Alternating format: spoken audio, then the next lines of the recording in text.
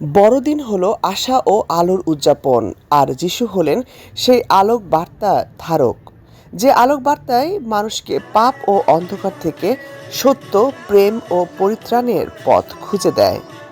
যীশুখ্রিস্ট এসেছিলেন আলোর বার্তা নিয়ে এবং শান্তির বার্তা নিয়ে।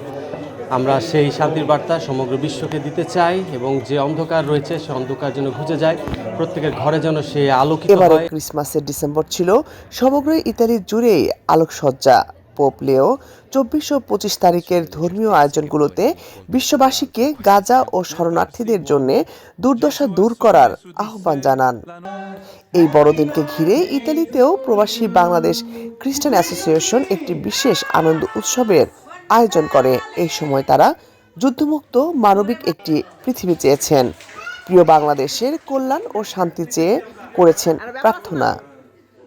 এই বড়দিনের মাধ্যমেই যাতে সমস্ত জাতির কাছে সেই সুখ এবং শান্তি বয়ে আনুক, যাতে আমাদের দেশের পরিস্থিতিতে আরও খুব তাড়াতাড়ি উন্নতি হয়, এটাই হচ্ছে চাচ্ছি। এবং এখানেও আমরা যারা আছি সবাই যেন মিলেমিশে একত্রে থাকতে পারি। আয়োজনে যীশুখ্রিস্টের মানবতা ও মানব সেবায় কল্যাণকর বিষয়ে সংক্ষিপ্ত আলোচনা, ক্রিসমাস উপহার এবং সাংস্কৃতিক অনুষ্ঠান উপভোগ করেন উপস্থিত সবাই। লাবণ্য চৌধুরী, ৭১।